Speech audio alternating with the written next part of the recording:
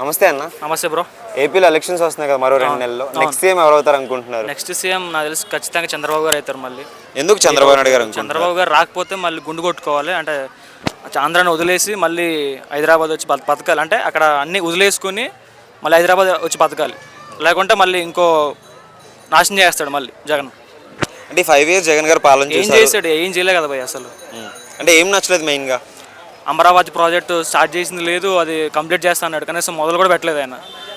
ఎన్ని నవరత్నాలు అని చెప్పాడు, అది అందరికీ రావట్లేదు నవరత్నాలు. ఏం చేశాడు? అసలు డెవలప్మెంటే లేదు. మద్యపానాన్ని మొత్తం అరికట్టుతని చెప్పాడు, చేసింది లేదు. అది అరికట్టడం కాకుండా కొత్త బ్రాండ్స్ తీసుకొచ్చి మళ్ళీ ప్రజలకి అవి హానికరంగా ఉండి దాని ద్వారా మద్యం చచ్చిపోతున్నారు చాలామంది ఆ బ్రాండ్స్ వల్ల.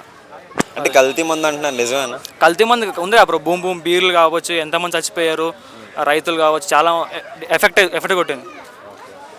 ఇంకా పథకాలు ఇస్తున్నారు కదా, నవరత్నాలు ఎలా ఉన్నాయి? ఆ నవరత్న పథకాల వల్ల ఎవరికి ఉపయోగం లేదు బ్రో. అసలు ఏం చెప్పండి మీరు అసలు. అంటే అందరికి సామాన్య ప్రజలకి ఎవరికి చేరుకుంటలేదు, ఎవరికి దాని వల్ల యూజ్ లేదు.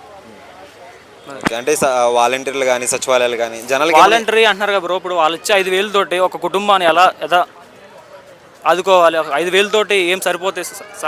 సరుకులు రావు, ఒక ఇంటి రెంట్ రాదు, గ్యాస్ బిల్ రాదు, ఏమి రాదు కదా. 5,000 తోటి ఏం సరిపోదు. సో నాకు తెలిసి జనాలకి ఏమన్నా యూజ్ ఉందంటారంటే వాలంటీర్ల ద్వారా? వాలంటీర్ తోటి వల్ల ఏం యూజ్ లేదు. అంటే వాలంటీర్ ద్వారా మళ్ళీ వచ్చే ఎన్నికల్లో కూడా నేనే రావాలని ప్లాన్ ప్రకారం పెట్టుకున్న వాలంటరీ జాబులు ఇచ్చేది తప్ప, కానీ దానివల్ల ప్రజలకి ఏ మాత్రం అసలు ఏం లేదు, యూజ్ లేదు. ఓకే. అంటే ఎవ్రీ ఇయర్ జాబ్ క్యాలెండర్ ఉంటుందని చెప్పారు కదా జగన్ గారు. సో జాబ్స్ పరంగా ఎలా ఉంది యువతకి? చాలామంది డిగ్రీ చదువుకున్న వాళ్ళు, ఎంబీఏ చదువుకున్న వాళ్ళు, ఇంటర్ చదువుకున్న వాళ్ళు అందరూ జాబ్స్ నోటిఫికేషన్ కోసం వస్తాయని ఎదురు చూస్తున్నారు. కళ్ళు కాయలు. కానీ ఎవరికి జాబులు రాలేదు ఇప్పుడు దాకా. అంటే అక్కడ జాబులు వస్తే మేము రావాల్సిన అవసరం ఏంటి? హైదరాబాద్ ఇక్కడ జాబ్ చేసుకునే అవసరం లేదు. అక్కడ ఆయన జాబ్ నోటిఫికేషన్ చేస్తే మేము శుభ్రంగా అక్కడే జాబులు చేసుకునే వాళ్ళం కదా. అది మరి నెక్స్ట్ చంద్రబాబు నాయుడు గారు వస్తారంటున్నారు. చంద్రబాబు గారు వస్తేనే మళ్ళీ ఏపీని మళ్ళీ లాస్ట్ టైం ఎలా ఉందో మళ్ళీ అలా జరుగుతుంది. ఏపీకి మంచి జరుగుతుంది, ఏపీ డెవలప్మెంట్ అవుతుంది. లేకుంటే ఇక చంద్రబాబు గారు రాకపోతే ఇక మంది ఏపీకి వెళ్ళాల్సిన అవసరం కూడా లేదు. అంటే పవన్ కళ్యాణ్ గారు చంద్రబాబు నాయుడు కలిసి వస్తున్నారు కదా, మీకేమనిపిస్తుంది? చాలా బాగా జరుగుతుంది బ్రో. అంటే చంద్రబాబు గారు పవన్ కళ్యాణ్ రావడం వల్ల మంచి గట్టి పోటీ ఉంటుంది వైఎస్ జగన్కి.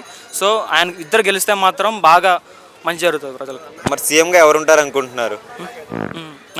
సీఎంగా అది అభ్యర్థులు చంద్రబాబు గారు ఉంటారు.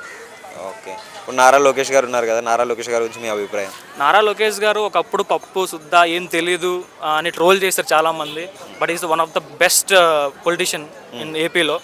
అసలు ఆయన ట్రాన్స్ఫర్మేషన్ కావచ్చు, ఆయన మాట్లాడే విధానం కావచ్చు, ఇప్పటికీ సగం మంది ట్రోల్ చేస్తారు. నాకేంటి అర్థం కాదు.